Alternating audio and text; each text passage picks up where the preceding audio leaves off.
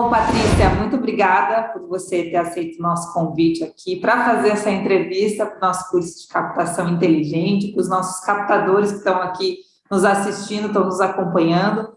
Muito, muito bacana ter a oportunidade de te conhecer um pouquinho também, né, dos amigos do HC. E para a gente dar o start aqui na nossa entrevista, eu queria começar justamente por esse ponto.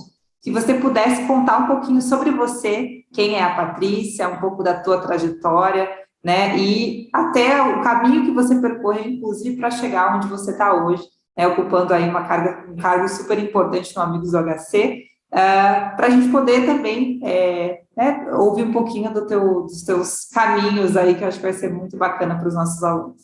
Primeiro, obrigada pelo convite, né, fico honrada e eu digo que conhecimento guardado é como conhecimento perdido, né? Então, o bom mesmo é poder compartilhar, ainda mais no nosso segmento, né? Que a gente está aumentando impacto e melhorando a sociedade para a gente. Então, o bom mesmo é poder compartilhar.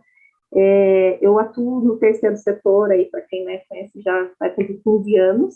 Eu comecei, né, meio que sem saber, né, o que é terceiro setor. Eu peguei na época da lei da filantropia, começando a construção de marco regulatório. Então, assim, a gente teve um caminho aí de construção nesse período que foi bem importante, que a gente já pega aí um terreno um pouquinho mais sólido, mas ainda tem muita coisa aí para melhorar. E eu acho que nesse período todo, eu tive a oportunidade de pegar um outro momento dentro das organizações sociais, que algumas talvez ainda consigam ter isso, que são organizações em que você faz tudo, né?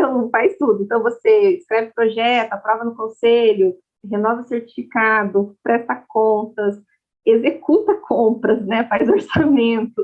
Enfim, isso fez com que eu pudesse me desenvolver muito, né? Quando eu comecei no terceiro setor, eu comecei nos Amigos do HC, eu fiquei por 4 anos nos Amigos do HC, e eu digo que foi minha formação, minha faculdade de terceiro setor, porque na época também eu era muito curiosa, eu acho que é isso que não dá para perder, é ser curioso. Eu sou graduada em letras, eu dei aula 1 ano, e eu era do mercado corporativo antes, e naquele momento, dentro da sala de aula, eu não conseguia encontrar o propósito que eu queria. E aí eu iniciei no terceiro setor, mas me contrataram porque eu sabia escrever, eu escrever projeto. Só que eu não sabia fazer projeto, eu só sabia escrever. Enfim, então eu fui buscar a formação, fiz um curso de gestão de projetos, depois eu fui para captação, fiz um MBA em marketing com ênfase em vendas, fiz também especialização em educação, sempre atuei muito forte na área de saúde, então sempre procurei ler muito, fiz alguns cursos de legislação do terceiro setor. Então, assim, você tem que sair da sua área de conforto.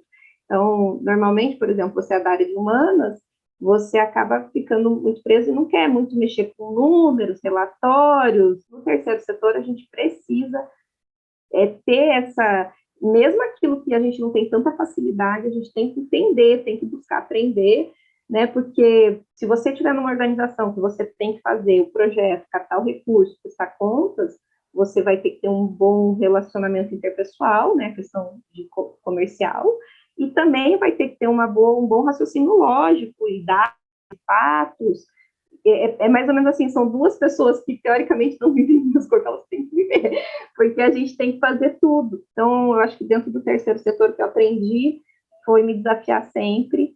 E eu passei, então, os 4 primeiros anos dos Amigos do HC, depois fui para o Instituto para a Cidadania, que eu trabalhava daí mais com a parte de educação, meio ambiente, pude ampliar meu olhar, porque antes eu estava bem focada na área da saúde. Depois disso, eu fiquei 2 anos como consultora, fazendo assessoramento para instituições, empresas dentro da área social, na parte de projetos sociais, e principalmente na parte de captação. E agora eu voltei, né? Daí também fiquei na área de cultura 1 ano, foi bacana também, porque eu pude aprender um pouco mais de Lei Rouanet, entender a captação na área de cultura, porque a captação de recursos já dá muito pano de tamanho, né?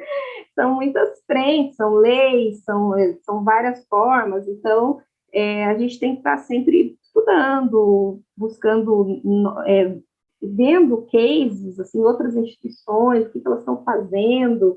poxa, agora, uma coisa que eu estou fascinada pela Gerando Falcões, eu tenho acompanhado eles passo a passo, porque eles estão explodindo, acompanhem, vejam instituições que estão aí sendo vanguarda, nada se cria, tudo se transforma, se copia, né? Vamos fazer. E aí agora eu retorno para os amigos da HC, e voltei bem no período de pandemia, porque eu estava na área de cultura, passou por uma crise, por um momento de retração, e a área de saúde começou a precisar e buscar profissionais aí no mercado, e surgiu o convite para eu retornar para os amigos da HC. Eu fiquei muito feliz, porque eu tenho um carinho enorme pela instituição, porque afinal foi a instituição onde eu dei os meus primeiros passos. Então, eu sou muito grata pela instituição e eu fiquei muito feliz de poder retornar e poder compartilhar os conhecimentos que eu adquiri depois também, quando eu saí de lá. Muito legal, Patrícia. E para quem está nos ouvindo aqui, você poderia contar, assim, resumidamente, o que é o Amigos do HC, qual é o propósito de vocês, como é que vocês atuam e, principalmente, como que é a estrutura de vocês em relação à captação de recursos hoje, né? Como é que o Amigos do HC hoje se sustenta, se divide, acho que isso é bem importante. Então, o Amigos do HC é uma organização que já tem 36 anos, né? Então, é uma organização já bem consolidada. Ela iniciou atuando exclusivamente para dar suporte ao Hospital de Clínicas, que é o maior hospital do estado aqui do Paraná, né, um hospital 100% SUS, hospital universitário, é o terceiro maior hospital universitário do país. E nos últimos anos, nos últimos 5, 6 anos, aumentou o escopo de trabalho dos amigos da HC. Então, além dele fazer o suporte que ele já fazia lá para o Hospital de Clínicas, que é a gente era como se fosse um braço, um departamento de captação exclusivamente para o Hospital de Clínicas. Porque como ele é um hospital 100% SUS e federal, ele não tem como fazer captação, diferente de um hospital filantrópico, como o Hospital do Amor, outros hospitais aí que são instituições privadas sem fins lucrativos. Então, a constituição jurídica deles impedia. E aí, por isso foi criado os Amigos do HC, para fazer esse trabalho, né, de engajar a comunidade para apoiar nas demandas.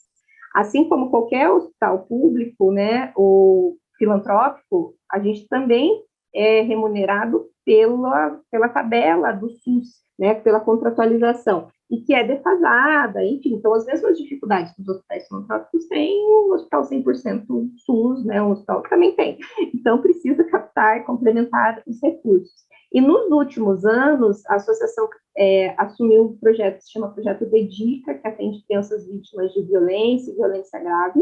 E o que acontecia? Inicialmente, eram atendidas essas crianças que eram atendidas e identificadas dentro do Hospital de Clínicas. Só que o projeto ganhou tal força, tamanho, que hoje a gente atende toda a rede de proteção. Então, atende o Tribunal de Justiça, atende casas lares, o Conselho Tutelar, enfim.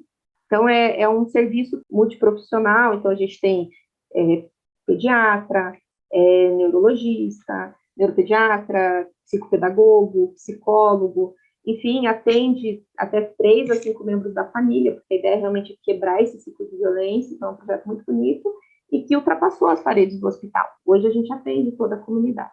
E no ano passado, a gente lançou um projeto que é o C de Vida, que é um projeto de valorização da vida da pessoa idosa, e que também ele trabalha muito forte na área de prevenção, porque a gente também mudou um pouquinho nossa missão, entende? Antes estava muito focado no hospital de clínicas, e hoje ele está mais aberto.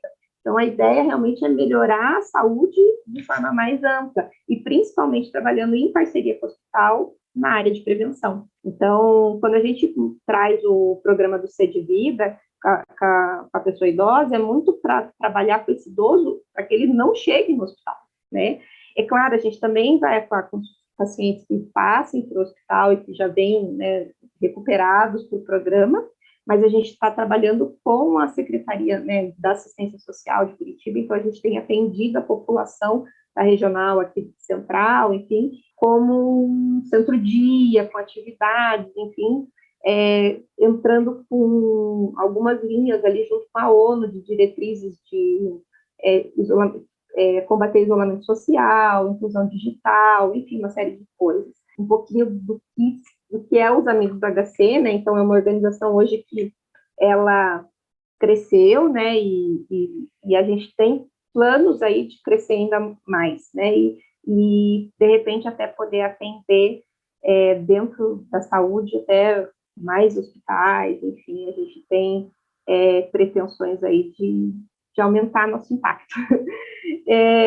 E em relação à captação de recursos, né, um ponto bem importante da nossa sustentabilidade é um parceiro que a gente tem e que a gente trabalhou muito com advocacy e, enfim, a gente ajudou, inclusive, a estruturar a própria lei nacional em relação à filantropia premiável. Então, nós temos um parceiro, que é a Mega Mania, hoje, que trabalha com título de capitalização, e a gente tem um lastro financeiro, digamos assim, desse programa, que nos permite, por exemplo, ampliar nosso impacto e procurar e mudar, né, nossas estratégias porque a gente tem essa entrada recorrente de recurso que vem dessa fonte. E com isso a gente consegue ter um departamento de captação bem estruturado. Mas um ponto que eu acho que eu não coloquei, que eu acho que é super importante, que eu gostaria que todas as instituições tivessem, e que me dá muito orgulho de fazer parte dos amigos do HC, e eles terem, se chama um indicador que a gente chama de 80-20. É um indicador que a gente leva muito a sério. Tudo que a gente capta, todos os recursos que entram na instituição, 80% tem que ir para a causa fim.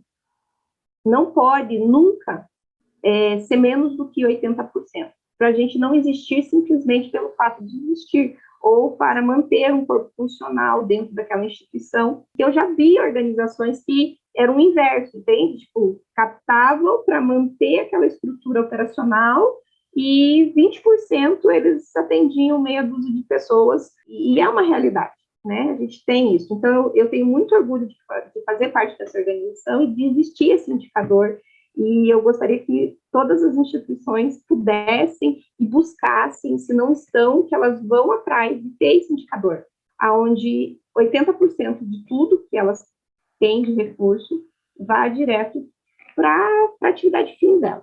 Esse é um indicador bem importante. E outra coisa que a gente tem também ali nos amigos da HC, que a gente busca dentro da captação, a gente respeita isso, que para eu aumentar o meu time, eu tenho que aumentar a captação primeiro, para respeitar o 80-20. Então, esse indicador é um indicador que nos trava também. Por quê? Porque eu quero, às vezes, aumentar a equipe, mas para eu poder aumentar a equipe, eu preciso ter uma estratégia que vai aumentar a minha captação, para que eu possa justificar a entrada de mais alguém na equipe, para eu não inchar demais a operação. Então, hoje, dentro da captação de recursos, eu trabalho por processos. Então, e os processos são nossos produtos. Então, a gente tem várias frentes de captação, cada frente de captação é um processo, e aí eu tenho um líder daquele processo dentro lá. Então, eu tenho, por exemplo, né, eu vou dar alguns aqui para vocês. Eu tenho o telemarketing, que é a doação de recorrente, pessoa física e pessoa jurídica, e aí eu tenho um processo, eu tenho um líder daquele processo. Essa pessoa, além dela fazer isso, ela também faz as outras coisas, né? Porque a nossa equipe é super enxuta, acho que nós somos em 11. Já fui eu sozinha, tá? Já tive para falar para vocês, já fui eu equipe, né? Já tive só 2 pessoas também em outra instituição, então, assim, eu sei que quando eu digo que é uma equipe enxuta, 11 pessoas, 11, assim, vai ter bem 11 pessoas, então, mas tem equipes de captação, gente, tem 40, 50 pessoas. Por exemplo, equipes de telemarketing, mesmo só a equipe de telemarketing tem 40 pessoas. São algumas instituições que eu conheço que têm equipes de telemarketing de 40 pessoas. Minha equipe hoje de telemarketing são 2 pessoas. Mas eu tenho 2 pessoas. Então, assim, dentro disso eu tenho a parte do telemarketing, eu tenho um bazar, uma loja, então, né, dentro desse formato, também uma doação recorrente livre que entra com frequência, porque eu faço bazares e arrecadam recursos, e também tem a loja permanente, que é um recurso recorrente. Então, eu tenho uma equipe ali, são 3 pessoas, 2 pessoas que fazem atendimento, triagem, especificação, enfim, e mais uma pessoa que é responsável por trazer, por buscar os recursos, as doações, e manter sempre os estoques bem cheios ali, o que funciona, né, bem essas 3 pessoas, e também voluntários, porque tem muita demanda. Essa coisa de bazar gera muito trabalho, então precisa ter voluntário para ajudar na triagem, agora a gente até fala bonito, que é curadoria de peças, então a gente faz uma curadoria, E com o que bombou essa coisa de brechó, né, Lavô tá novo, enfim, então as doações também diminuíram, porque as pessoas então existem também, cada produto tem né, os seus desafios. Fora isso, eu também tenho dentro da equipe uma pessoa que fica responsável pela doação de busca de projetos incentivados. Então, a gente tem um outro departamento que aprova os projetos, acompanha os projetos, executa, e a minha equipe só capta os recursos. Então, uma vez que o projeto foi aprovado, saiu o certificado de captação, eu tenho uma pessoa específica dentro do time que busca e que cuida desses recursos. Então, ele vai buscar empresas que são empresas de lucro real, são empresas, né, de maior porte, o perfil para dessa pessoa é um outro perfil, que é um perfil mais corporativo, né, de linguagem, de posicionamento, enfim. Eu tenho também uma pessoa que fica responsável só para a parte de patrocínios e venda de convites, porque a gente também tem como fonte de recursos alguns eventos que ocorrem durante o ano. E para isso eu tenho uma pessoa que vai fazer o que é a estratégia da venda desses convites, e também a visita nas empresas e busca por patrocinadores, que é diferente do aprovado de imposto de renda, porque ele vai buscar um recurso que é carimbado, um recurso que é uma destinação, que é vamos pensar assim, comparado à pessoa que vai buscar o patrocínio dos eventos, o desafio dela é maior, porque ela vai buscar um recurso livre, um recurso direto, né, para patrocinar esse evento. Então, eu preciso de uma pessoa também que tenha um perfil bem resiliente, que, enfim, para assumir essa frente. Não que todos da equipe não façam todas as coisas, mas eu preciso ter um líder do processo. Para quê? Porque eu vou precisar de um termo de parceria, eu vou precisar de coisas que são feitas e que não é necessariamente relacionamento e venda, e que precisam acontecer. E aí o líder desse processo, ele é o responsável por essa atividade. Mas todos podem captar dentro daquela frente dele. Por exemplo, a pessoa ele foi buscar um patrocínio, mas não aconteceu esse patrocínio, mas a empresa tem interesse em destinar o imposto de renda dela. Então, ela já vai repassar para a pessoa que cuida da parte do imposto de renda, tratar da operação, né, do como que funciona o processo. Então, a equipe eu estruturo mais ou menos assim. Então, para cada frente de captação, eu tenho um líder. Por exemplo, se eu criar uma nova, por exemplo, a gente vai incluir agora, vamos fazer produtos sociais. Eu vou ter que ter um líder, alguém, ou eu vou buscar no mercado, ou alguém da minha equipe, eu vou colocar, e aí a gente vai ter uma pessoa que vai cuidar desse processo. Porque senão a gente se perde nos processos. A gente fica muito focado no dinheiro, no recurso, e aí a gente se perde no passo a passo. Muito interessante, Patrícia, muito, muito bacana conhecer toda essa estrutura, né? A gente aqui, às vezes, olhando de fora, não imagina, né, todos esses desafios que vocês enfrentam por aí. E você tocou num ponto que eu gostaria de aprofundar nessa entrevista, que eu acho que é bem importante para os nossos alunos que estão assistindo, que é essas doações recorrentes, né? O quanto isso é importante para a sustentabilidade, né? Para essa independência financeira da organização, e que a gente sabe que tem muitos desafios, ainda mais aí nesse período que nós passamos pandemia, que agora estamos talvez um pós-pandemia, né? E você já contou um pouquinho aqui da estrutura, mas eu gostaria muito de colher os seus aprendizados aqui, né? O que você, por exemplo, poderia de repente, orientar, indicar aqui para quem está iniciando esse processo, né, buscando, né, estruturar doações recorrentes, e como que vocês planejam, como que vocês fidelizam, como que vocês constroem esse bom relacionamento com esses doadores que vão ficar, né? Como construir essa estrutura, eu acho que é um bom primeiro passo para a gente começar aqui, né? Eu acho que dentro da captação, dentro de uma instituição social, são 3 pilares, né, bem importantes, né? A transparência. Então, a gente é auditado mensalmente para o auditor independente. Então, a gente tem que estar sempre muito... Eu estou falando de fidelização agora, tá? Então, assim, como é que eu vou fidelizar o meu doador? Mostrando para ele o que a doação dele está impactando. Então, eu tenho que ser muito transparente, então eu tenho que ter muito planejamento, muito controle. Por exemplo, a gente tem um sistema de CRM que nos ajuda, e, por exemplo, se uma pessoa entra e está fazendo uma doação, né, seja uma doação via papel, que é uma conta de luz, né, nos outros estados vai ter outro nome, mas que pode ser de 3, 5, enfim, qualquer valor, ou uma pessoa que faz uma doação pontual, tipo, veio uma ação e fez. Dentro do nosso sistema, eu consigo colocar se essa doação vai ser para o projeto do Dedica, que atende crianças vítimas, se vai ser para o projeto do Ser de Vida, que é para idosos, se vai ser para algum benefício dentro do hospital de clínicas mesmo, ou se vai ser uma doação institucional para a associação, porque a gente também busca esse tipo de doação, deixando claro sempre para o doador aonde ele está doando. Está doando para o projeto das crianças? Você está doando para o projeto dos idosos? Você está doando para comprar, trocar equipamentos, reformar o hospital de clínica? Ou você também está doando para ajudar a gente a continuar fazendo o que a gente faz? Enfim. E conforme a pessoa vai colocar isso, vai estar lá no CRM, lá no registro. Não precisa ser um software, pode ser um Excel, gente, né?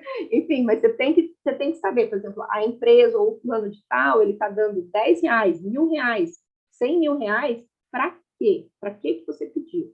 Eu pedi para fazer a reforma disso aqui. Tem que estar lá registrado, porque pode ser que você vai ter que ficar 6 meses para conseguir o dinheiro para conseguir essa reforma. E aí você vai ficar mais 6 meses para ter o consciência. Enfim, você vai prestar conta para aquela pessoa daqui a 1 ano, talvez. Mas você tem que prestar conta para ela. Porque para você poder pedir de novo, você tem que estar... Por exemplo, você não pede emprestado para o seu amigo um dinheiro e antes de pagar, você vai pedir de novo, né? Nem que no dia que você pagou, você já pede de novo, mas você tem que pagar, né? Então, entenda que a prestação de contas é o pagamento da doação.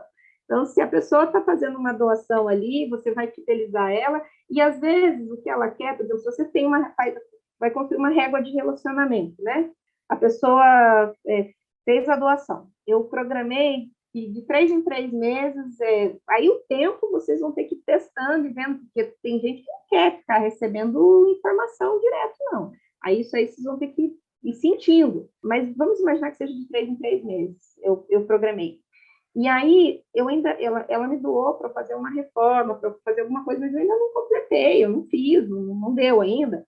Depois de 3 meses, eu vou mandar uma mensagem para ela dizendo assim, olha, nós estamos ainda, né, num processo de busca para entrega disso, se você puder indicar pessoas para que a gente possa logo alcançar esse objetivo, e de repente aproveita isso, mas fala para ela que você ainda está fazendo, o que você está fazendo. Ser transparente. Então, acho que dentro da doação recorrente, uma parte importante é essa transparência. E você ter softwares que te ajudam, facilita no sentido de você, no começo, quando a gente está, vamos dizer assim, você está captando lá um valor, né, você tem 40, 100, 200 doadores, enfim, você consegue, você não precisa gastar com softwares e programas, enfim, você vai ter um pouquinho mais de trabalho, mas você consegue personalizar para aquela pessoa. Mas conforme vai crescendo a sua base, fica humanamente inviável, é impossível. Então, você tem um software que vai poder, você mandar lá, você tem uma lista e o cara diz, João, obrigado, valeu. E você não precisar escrever João, Pedro, linha por linha, vai facilitar muito a sua vida. Então, mas é bem importante você pensar nesse processo. Então, captação, solicito, presto contas, né, o que faço, e tem transparência ali. Você quer prestar conta transparente, ali tá, o que eu digo, bom projeto. Tem um bom projeto, eu vendo esse projeto, eu presto conta desse projeto.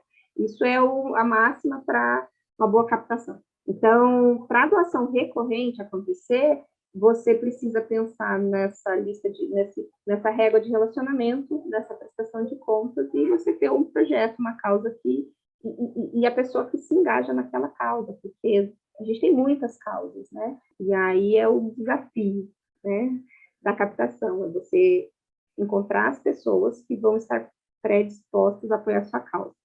E aí isso vai entrar dentro do planejamento, da estratégia de captação de recursos. Por isso é importante você pensar, por exemplo, eu vou fazer, eu trabalho com animal, projeto de proteção animal, resgato cachorros, enfim. Você pode captar de qualquer pessoa, né? Nada impede, mas você tem que começar por onde? Aonde eu vou começar? Começa buscando pessoas que estão em grupos, em organizações de adoção, divulgação de cachorrinho, enfim, participa de eventos que tem doação de cachorros, e, enfim. promove eventos que vão buscar esse público para você ir mapeando eles. Quando eles acabarem, aí você pensa, agora eu vou atrás dos que querem ajudar, sei lá, os pinguins na tarde. Mas, assim, começa tentando encontrar e deixar o menor possível o teu escopo de busca. Por exemplo, se eu vou captar recurso para um patrocínio, a gente doação recorrente livre, vamos pensar, tem um evento, eu vou fazer um evento que é um evento gastronômico, eu vou pensar, quem vai ter interesse em doar, em apoiar ou comprar e participar desse evento gastronômico? Todo mundo come. Sim, todo mundo come. Mas se você, quanto mais, por exemplo, eu vou fazer um evento que é uma noite italiana. Se eu tiver empresas que fornecem coisas de comida italiana, eles vão ter mais predisposição em patrocinar esse evento do que se eu for uma pessoa, sei lá, outra coisa, que não tem, tipo, sei lá, material de construção. Uma empresa de material de construção pode doar e apoiar o projeto, claro, mas se eu for numa empresa que vende macarrão, sei lá, pode ser que ela patrocine com dinheiro e também me dê todos os insumos que eu vou precisar para aquele evento. Então, a chance de eu sair com a mão vazia é menor.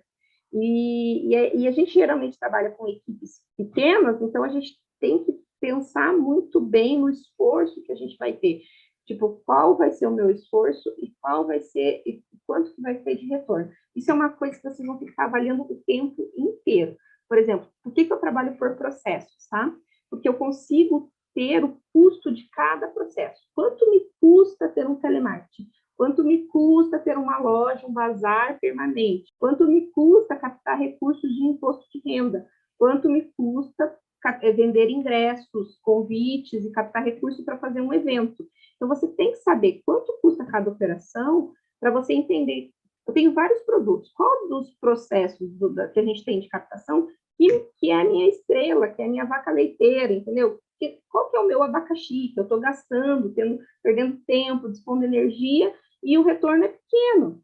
Entende? Então, você tem que estar avaliando o tempo inteiro esses processos para que você possa alocar as pessoas e alocar a tua energia naquilo que te dá mais retorno e que vai ser diferente para cada instituição, porque não tem uma fórmula pronta. Por exemplo, dentro da minha instituição, por exemplo, eu fazer um bazar e fazer eventos gastronômicos, funciona super bem. Por quê? Porque eu faço isso há 36 anos, então eu já tenho um mailing de uma galera que já comprou, que já participou, que vai nesses eventos, então o meu esforço não é tão grande. Então, assim, claro, no começo vai ser difícil, mas a questão é, eu já fiz outras coisas que são mais fáceis. Então, assim, você tem que ir testando. Por exemplo, de repente eu ter 2 pessoas de telemarketing, eu tenho mailing para fazer, para buscar. Às vezes eu não posso começar com telemarketing, eu tenho que começar com eventos. Por quê? Porque nos eventos eu vou ter lead de pessoas que se interessam para a minha causa, para depois o meu telemarketing ligar e pedir doação. Então, não quer dizer que esse telemarketing não funciona, poxa, como é que dá? Não funciona, talvez você não fez a hora certa o telemarketing. Talvez antes de ter feito o telemarketing, você tinha que ter feito outras coisas para construir lead, para ver interessados, para que elas possam buscar pessoas que têm já uma predisposição a fazer um aporte, um apoio para a sua instituição. Não quer dizer que não funcione. Pode ser que hoje não funcione, mas amanhã pode funcionar. Então, pode ser que para uma outra instituição, você vai dizer, poxa, tal instituição está fazendo tal coisa, está arrecadando um monte. Por exemplo, eu já passei por isso.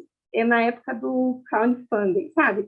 Era uma febre, as pessoas faziam vídeos e colocavam lá, o povo doar, tipo, vaquinha virtual, e não sei o quê.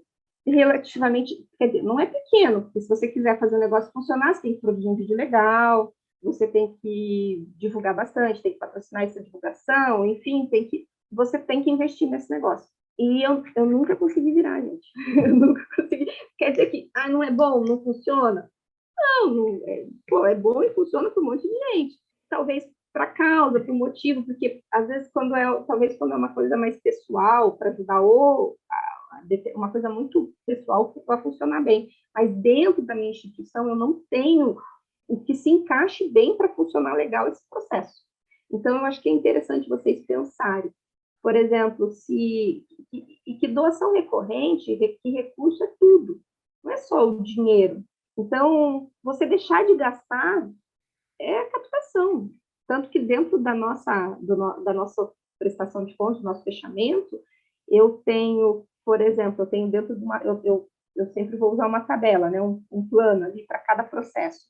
Então, dentro daquele processo, por exemplo, eu tenho a minha lista de despesas. Se dentro da minha lista de despesas, que eu já tenho a previsão do que eu vou gastar, e eu consigo um parceiro, eu consigo uma doação, que eu vou deixar de gastar aquilo já entra para mim como resultado, entende? Não necessariamente entrou nada na minha conta, mas não saiu nada da minha conta. Então, também é bom. Então, assim, num período assim, que eu fiz consultoria para instituições, daí instituições menores, e que eu acho que, de repente, pode casar bem para vocês, né, nesse momento que vocês estão da captação de recursos, é olhar para dentro de casa, ver quais são as principais despesas que vocês têm recorrente, já que a gente está falando de doação recorrente. O que eu gasto todo mês, eu pago todo mês? Quanto isso representa para mim no ano? Porque quando você fala de meses, às vezes você pensa assim, não, eu gasto só R$ 100 de material de escritório. Pô, mas no ano, são 1.200. E aí você entender de todas as rubricas de despesa, qual é que tem maior peso. Essa vai começar a tua estratégia de captação. Aquela que consome mais recursos teus. Então, por exemplo, se o teu maior, dentro das tuas despesas, geralmente, claro, é mão de obra, por exemplo. Todo mundo, eu tenho muita despesa de recursos humanos. Pô, faz uma análise e vê o que dá para ser feito com voluntário e o que não dá, porque tem coisas que não dá. Por exemplo, eu sempre digo, contador tem que ser contratado. Por quê? Porque depende das suas certificações. Por exemplo, a tua instituição depende demais. Se um contador fizer uma coisa atrasada ou errada, você perde uma certificação, isso vai te custar dinheiro. Se você tem um contador voluntário, que você está começando, enfim, quando você puder, a primeira coisa que você vai ter contratada vai ser um contador. Por quê? Porque o risco de ter um voluntário é muito grande. Mas se é isso ou não ter, então, vamos ter um voluntário, obviamente. Mas, assim, você tem que ter essa listagem. É bem importante para uma organização social ter as atividades muito bem trabalhadas. Por exemplo, eu vou mapear quais são as funções que eu tenho dentro da minha organização, quais são as atribuições e atividades de cada uma dessas funções. Porque a partir do momento que eu olho essa fotografia, eu consigo ver, por exemplo, essas e essas atividades, eu posso colocar um voluntário para fazer. E aí, de repente, esse funcionário, ele consegue fazer essas atividades e atividades desse aqui. Ao invés de eu ter dois, eu vou ter um só. Então, assim, você tem que ir trabalhando, tudo isso é recurso. Então, se o maior despesa minha é folha de pagamento, então eu vou começar a olhar para ela e vou trabalhar ela de forma estratégica que eu consiga otimizar. Aí eu vou para a minha segunda rubrica, que geralmente a primeira é folha de pagamento. Aí eu vou para a segunda. Vamos dizer que a segunda rubrica, eu tenho uma casa lar e alimentação. Eu tenho uma despesa muito alta com alimentação. Então, você vai ver que dentro da tua rubrica de alimentação, você vai montar uma estratégia de captação para resolver isso. Que vai ser o quê? Campanha de arrecadação de alimentos, enfim, mapear parceiros que fabriquem, que façam isso. Por quê? Porque um parceiro, eu costumo dizer o seguinte, a gente começa, quando você casa direto, não. Primeiro você flerta, daí você namora, daí você casa. Então, às vezes, uma empresa que hoje, vamos pensar assim, ela te doa 5 pacotes de café todos os meses. É uma fábrica, uma distribuidora, enfim, sei lá, de café. E ela começa com você te doando 5 cafés todo mês. Mas ela é enorme, ela tem um potencial enorme. Mas você vai começar a se relacionar com ela te doando 5 cafés por mês. E você vai trazendo ela, mostrando os seus resultados, mostrando o impacto e quanto para você é importante receber esses 5 cafés por mês. E no futuro, você vai levar um projeto para ela de ampliação, de crescimento, de qualquer coisa, e dizer assim, poxa, olha, a gente já é parceiro, você já me doa café todo mês. O que você acha de repente, a gente fazer junto tal coisa, ou patrocinar um evento nosso, enfim. Então, assim, essas parcerias iniciais de doação de insumos, elas servem para começar relacionamentos com as empresas, porque elas se sentem mais confortáveis em que dá aquilo que ela produz, que para ela tem um custo menor do que, de fato, dar um recurso financeiro, enfim, e você vai ganhando a confiança dela, prestando contas, e vai aumentando, e vai trabalhando aquele parceiro. Então, assim, se você tem, por exemplo, eu gostaria muito de ter tal parceiro, você vê lá numa matéria, alguém que é muito filantropo, que ajuda muito, e tal, e você não tem aquele parceiro. Às vezes, se você chegar naquele parceiro e dizer, olha, eu estou construindo uma sede nova, eu preciso de R$200 mil de doação para eu construir, ele vai dizer não. Mas se você chegar para aquele parceiro e, de repente, entender qual é o mercado dele, o que ele produz, o que ele faz, diz assim, poxa, para ele é esforço quase nulo ele me ajudar com isso. Você sabe que ele tem o potencial de ajudar com muito mais.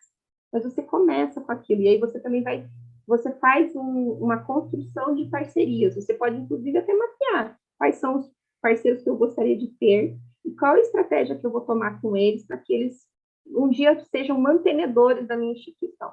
Mas, assim, ninguém começa sendo mantenedor sem, tipo, inicialmente, assim, ou ele vai fazer uma doação só pontual e ele não quer nem saber. Tipo assim, acontece, por exemplo, eu tenho aqui para doar, a minha foi uma ação global que mandou a gente aportar X. E aí surgiu de oportunidade, você entendeu? É uma oportunidade de você construir o relacionamento e tentar solidificar. E também dentro da captação de recursos, uma coisa que a gente tem que ter é desapego. Eu investi. Você tem que ter isso mapeado. Há quanto tempo eu vou investir nessa parceria? Não rendeu, gente? Próximo. Tem muita empresa, tem muita gente, tem muito mercado. E a gente não pode ficar perdendo o nosso tempo, às vezes insistindo num parceiro, que às vezes nem toda parceria é boa. Então, começa mapeando suas despesas, busque esses parceiros para que você possa depois fazer construções maiores, sabe? Tipo, ampliar demanda, pedidos, ou melhorar, mas eu acho que num primeiro momento a dica que eu dou é veja o que você precisa agora, nesse momento, e inicie as parcerias por aí. E aí depois você vai aumentando ela. Sensacional, Patrícia. Nossa, eu estou muito feliz com a nossa entrevista. Tenho certeza que o pessoal está anotando muitas dicas maravilhosas. E eu queria fechar só com uma última pergunta, acho que é válida nesse momento, porque você trouxe muito assim de como se trabalhar mesmo, né? Com as doações recorrentes, muitas dicas, muitas orientações do que fazer, né? Do momento em que está, do que prestar atenção, muito bacana isso. E eu queria terminar com uma pergunta justamente o oposto, assim, o que você vê, Patrícia, no teu dia a dia aí hoje, com essa jornada que você já caminha na captação de recursos, o que a gente deve evitar? O que não pode acontecer também? Porque acho que muitos dos aprendizados é a gente focar, né, naquilo que, puxa, o que dá certo, mas também olhar aquilo, né, os erros ou equívocos ou processos que a gente tentou e não deu certo, que fazem parte, né, do aprendizado, dessa construção, o que não fazer também. Então, se você puder, talvez, também pontuar aqui algumas dicas, alguns insights do que não fazer, do que prestar atenção para isso não acontecer e também não ferir aí, né, os resultados dessas organizações.